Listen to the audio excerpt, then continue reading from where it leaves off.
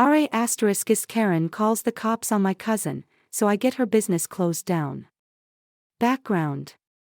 My cousin, 23, recently opened up her own salon. From a young age, she taught herself how to thread/wax eyebrows and developed an interest in makeup and hair. Everyone in our extended family would go to her before events and every month for their threading, waxing, hair, and makeup needs. In 2020, she had a full-time job, non-salon related, but decided to renovate the basement of her home to create a small salon space.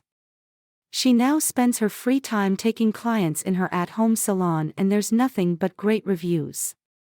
Her sister helped with the renovations and now helps her with marketing the business, social media, community pages, and I help with the finances, budgeting, price setting. We all support her and are really proud of her. The salon is our baby. We're now in the middle of a pandemic and this greatly affected her salon business. As a result, she implemented safety measures and our small team made sure to keep up with COVID regulations in our city. This included having one customer inside at a time, doing temperature checks, making masks/face shields and gloves mandatory, wiping down the salon after each client, etc. Also, when our city was in lockdown, the salon was closed as it was not an essential service. Incident. Our city is once again in lockdown from the end of December to the end of January. The salon has been closed since the lockdown began.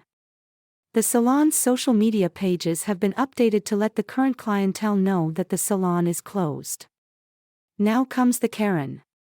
Karen saw a community post from October detailing a discount that the salon was having on a certain package we offer. She comments on the post saying that she can't believe the salon is open in the middle of a lockdown when her salon has to be closed. This is important for later. Karen fails to notice that this post was made in October when salons were allowed to operate as long as they followed safety regulations. Karen doesn't bother checking more recent posts indicating that the salon was closed. My cousin doesn't see her reply at this time. The next day, 2 police officers show up at my cousin's door while she's at a doctor's appointment. The officers ask for my cousin and my aunt lets them know that she's not home right now. My aunt does not speak English well and tells the officers that she would call my cousin and ask her to come home. Maybe the officers didn't believe her, but they insisted on coming inside the home. My aunt had already called my cousin as she was worried. My cousin asked about it, but my aunt didn't know. My cousin then asked if they had a warrant for anything. When she found out they didn't, she told her mom not to let them come inside and that she would be there in about 20 minutes. My cousin began driving home when my aunt called her to let her know that they simply left. Hearing this, my cousin was less worried and decided to go grocery shopping as planned before heading home. Turns out, the officers came back half an hour later and once again demanded to see my cousin. My aunt called my cousin again and asked her to come home, but in the 20 minutes she took to come home, the officers were gone. They had left a card and asked her to call back. My cousin managed to get a hold of the officers and was told that someone had reported her business. They claimed that she was operating during the lockdown and they had proof. My cousin knew this wasn't true as the salon had been closed for quite a while. By now, my cousin had seen the comment from earlier and mentioned that she knew exactly what their so-called proof was, but the post in question was from October. My cousin was very upset as this post was not even close to being actual evidence of her operating now, in January. She was also very upset that they insisted on coming inside the house with no cause or warrant when they could clearly see that my aunt did not understand the language very well. At the end of the conversation, the police officer apologized to my cousin and we thought it was the end of it. You must be wondering how we know that Karen was the one who called the cops. Well, she told us. The next day, my cousin received a message she realized was from the woman who commented on the post. Karen decided to pretend like she was a customer. Karen, can I book an appointment? My cousin, hey love, we are currently closed due to the lockdown. Once the lockdown is over, we will be more than happy to book you in. Karen, Oh, my GF was there yesterday, my apologies. My cousin, you must have gotten the date wrong. The salon is not taking clients until the lockdown is over. Thank you. Karen, NP, but I didn't get the date wrong, lol. I also know the police came due to you being open. Take care. My cousin, I'm not going to sit here and entertain your boring life. Maybe for a change, you can find another hobby rather than spreading lies and wasting people's time, including the police's time. Or even better, find an actual job. Have a good night. Karen, I own my own spa that's closed, as should yours be. My mom is the one who called the cops. You are not entertaining me at all.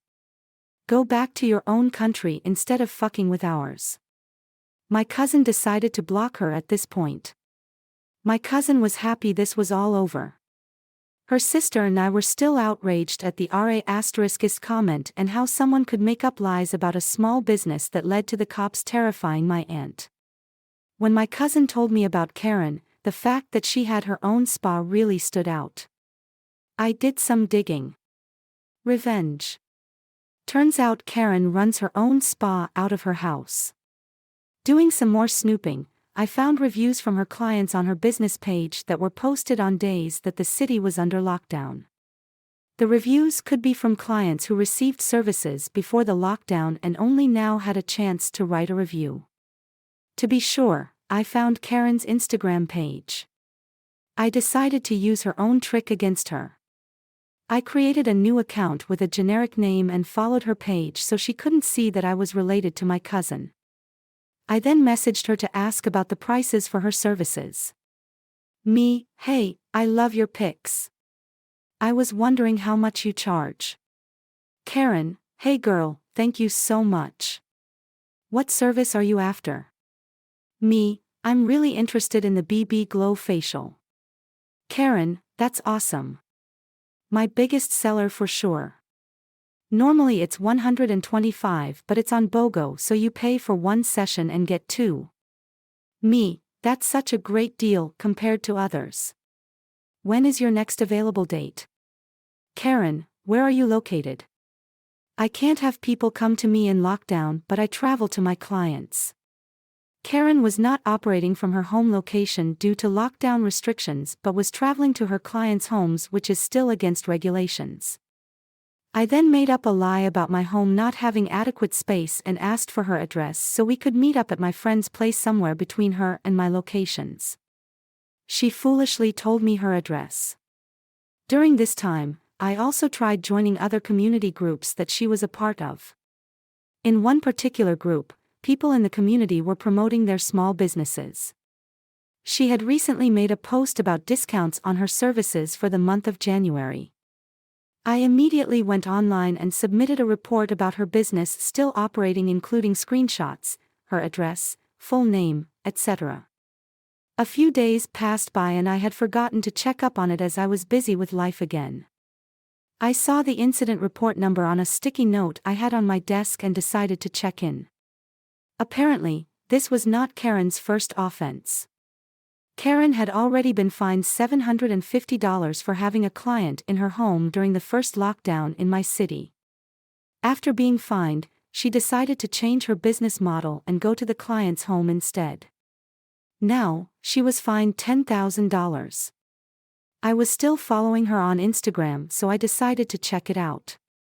She had gone on a rant about how she was going to do very bad things to the person who reported her. She also mentioned that she was no longer allowed to run her business. I'm not sure what type of ban the regional police put on her, but I immediately deleted the account and exited the groups I had joined earlier. At the end of the day, Karen got what she deserved and I fulfilled my dream of pretending to be Sherlock Holmes.